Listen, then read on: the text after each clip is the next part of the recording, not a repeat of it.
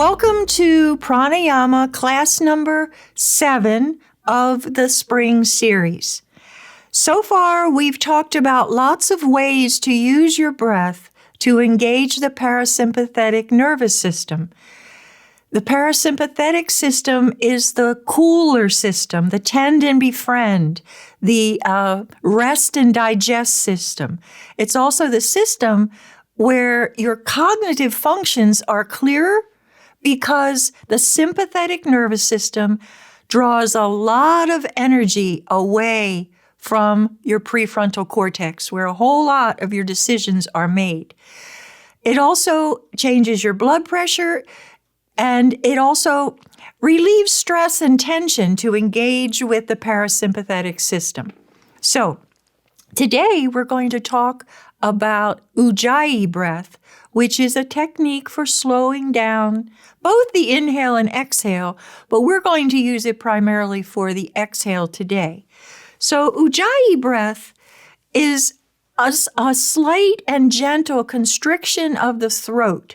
It's called ocean breath, it's called Darth Vader breath, and it's called fog breath. And we'll go through, you'll experience the middle two and the others we'll talk about. So let's begin. Find yourself in a good seat, either on the front edge of the chair with your knees and feet hip-width apart and your heels under your knees.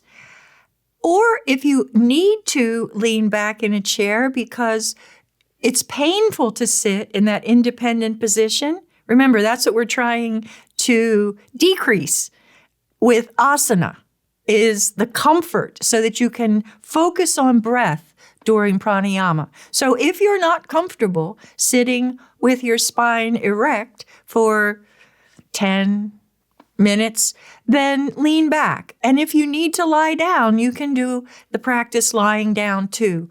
You don't get quite as much expansion in the back of your lungs, but it's better than not practicing. So make the choice that's best for you. And then take a long, gentle inhale that makes you taller. And on exhale, close eyes if that's comfortable for you.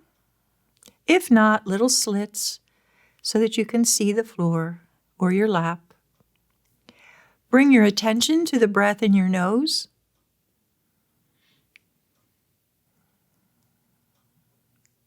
Throat.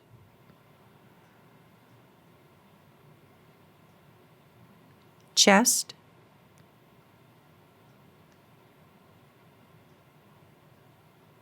belly, and your diaphragm inside that little triangle between the bottom of your breastbone and your navel.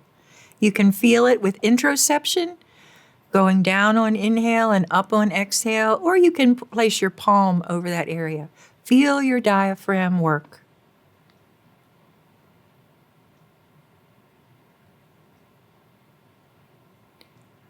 Watch your whole torso breathe from the beginning of inhale to the end of exhale. Watch what body parts move and notice when they move.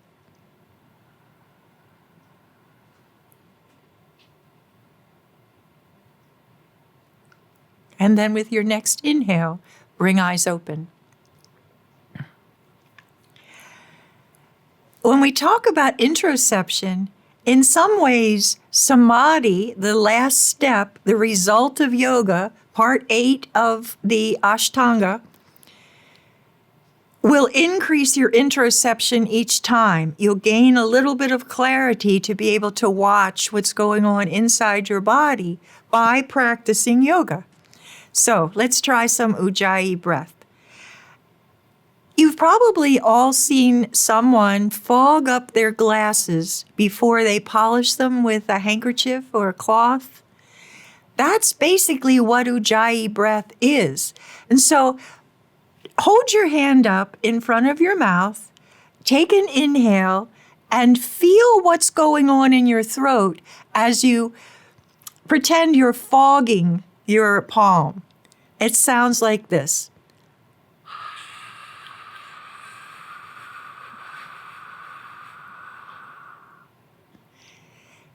that a couple of times. Pause the audio and try a few times and see if you can figure out why it's called Darth Vader breath or ocean breath.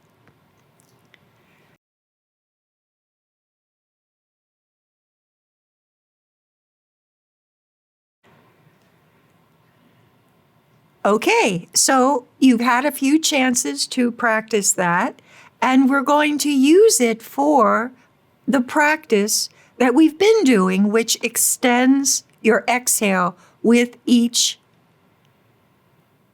after each inhalation. So, first we're going to establish our baseline breath numbers. Take a few minutes and build your breath tolerance. Whatever your first inhale is, that's cool. Respect your body. Make your next exhale 1 count more, if that's comfortable. And then when you return to the inhale, you can probably use that exhale that was 1 more and inhale, and then see if you can extend your exhale 1 more.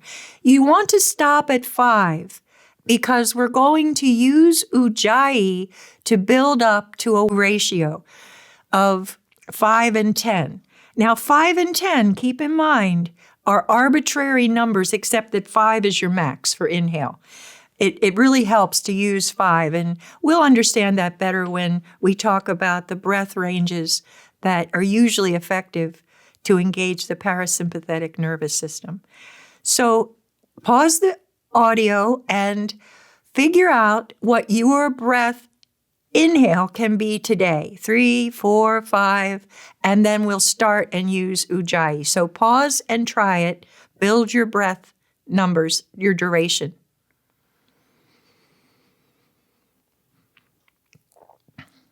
Okay, so you have your base number, and we're going to keep with it. You're going to work towards comfortably extending your exhale to twice your inhale. Remember, we talked about how nose breathing, nasal breathing, is a smaller aperture than mouth breathing. When you constrict the throat, you're narrowing the aperture of the throat. The nose is going to stay, same aperture size, but you're narrowing the throat to slow down the flow of air. Why do we want to slow down the exhale? Because the exhale strokes the vagal nerve as it ascends on exhale. You feel with your palm during breath awareness that the diaphragm moves down and out on inhale. It also strokes the vagus nerve on inhale, but inhale is a sympathetic function, has a sympathetic function. So as you exhale, that long, slow exhale tells your vagal nerve to tell your heart that all's well, that you're safe, that it is safe to engage with the parasympathetic system. So I'll just use an arbitrary count of 4. And I hope you can hear the Ujjayi breaths. I won't count them. I'll count the inhales, but I won't count the exhales because I'd like you to hear them for the rounds while I demonstrate. And so I'm going to inhale, 2, 3, 4, exhale.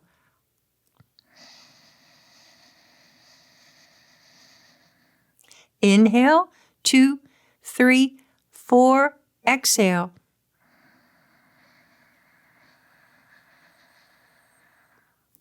I know that's a faint noise that's hard to hear, but if you were able during the first pause to find your Darth Vader breath, you'll be able to use this to lengthen your exhale until it is twice your inhale. So pause and try that for a count of 10 or 12. Roughly. But remember, always stop if you feel uncomfortable in any way. Give it a go. Pause and give it a go. And then when we come back, we'll talk a little bit about the parasympathetic nervous system again. Okay, so At the end of each video and audio, I usually say, leave me some questions, but you can also share with me some of your experiences.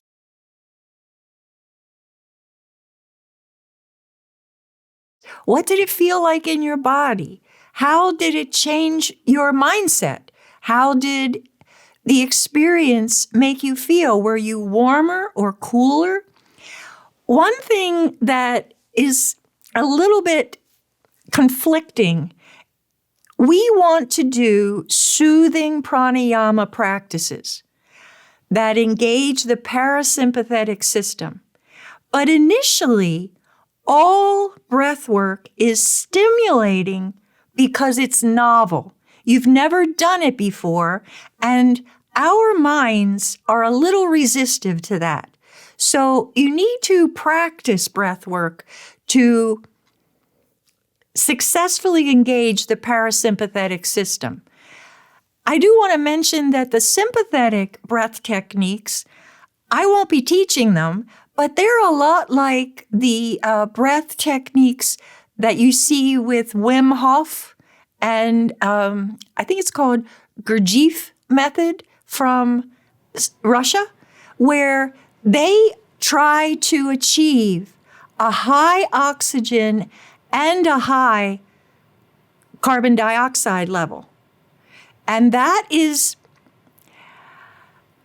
I don't want to sound biased. I am biased toward a parasympathetic breath regime because that's what works for me. Your mileage may vary, but what they're doing with those sympathetic practices is almost a shock and reset to the system. And I don't think folks with a trauma history or folks who are low energy are going to respond well to some of those techniques.